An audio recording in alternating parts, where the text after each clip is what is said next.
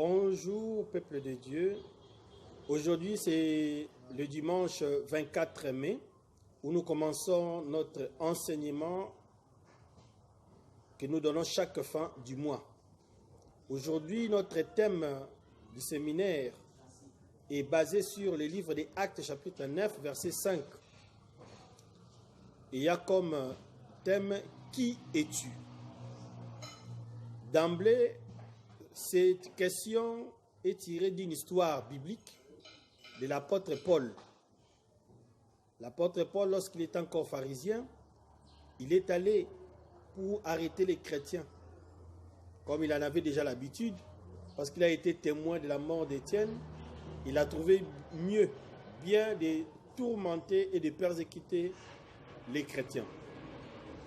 C'est alors que ce jour-là, dans son expédition, il va rencontrer le Seigneur de gloire.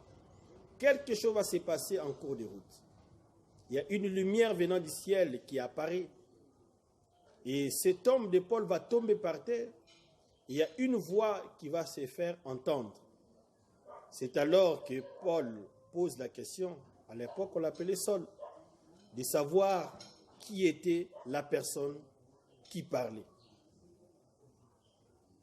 Et comme c'est un enseignement qui dure toute une semaine, il y a d'autres serviteurs de Dieu qui vont vous enseigner là-dessus. Je vais m'atteler sur les trois phénomènes qui se sont passés avant que Paul pose la question. La première des choses, il y a une lumière qui est venue du ciel. Et en exploitant les Écritures, nous trouvons que la lumière représente la parole de Dieu. David a dit, ta parole est une lampe et la lumière sur mon sentier. Ça, c'est une chose. Paul a croisé cette lumière. Il fallait qu'il croise la lumière pour que certaines choses se développent dans sa vie. Mais quand il croise la lumière, il tombe par terre. Tomber par terre, c'est reconnaître que celui qui est devant toi est plus grand que toi. C'est un symbole d'humilité. Reconnaître sa petitesse. La parole de Dieu est plus grande que nous. Dieu est plus grand que nous. La parole de Dieu, c'est la lumière.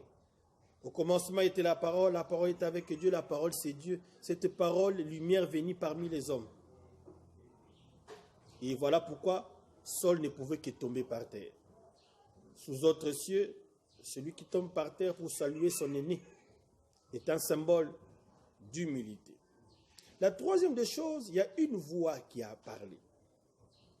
Et cette voix, Paul devait l'entendre. Aujourd'hui, nous devons attendre la voix. La voix, c'est tous les messages que les hommes de Dieu vous prêchent.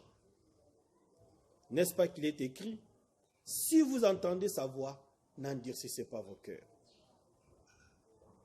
La voix est là. Tu veux connaître qui es-tu?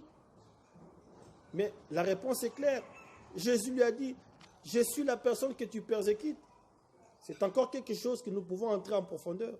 Mais j'aimerais m'arrêter par ici pour te dire, cet homme de Saul a quitté un endroit avec une mission de tuer, de détruire, d'arrêter. Mais lorsqu'il croise la lumière, lorsqu'il tombe par terre, lorsqu'il entend la voix, sa vie avait complètement changé. Il n'était plus resté le même. J'aimerais te dire une chose. Lorsque tu croises le Jésus-Christ de Nazareth, ta vie doit changer. C'est la conversion totale. Parce que sans la conversion, tu n'es pas un bon chrétien. D'ailleurs, tu n'es même pas un chrétien, pour être clair. Alors, si je vous donne ce message, c'est pour te dire, tu peux être membre d'une église, mais si tu n'es pas converti, quand Jésus viendra, tu n'entreras pas. Tu ne vas pas être enlevé. Je t'invite à la repentance, à te convertir pour être un véritable témoin de Christ.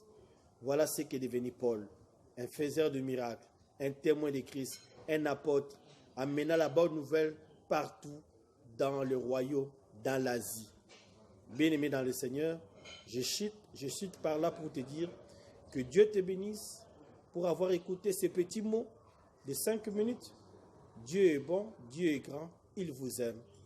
Quel que soit ce que vous êtes, si vous rencontrez Jésus-Christ, votre vie va changer.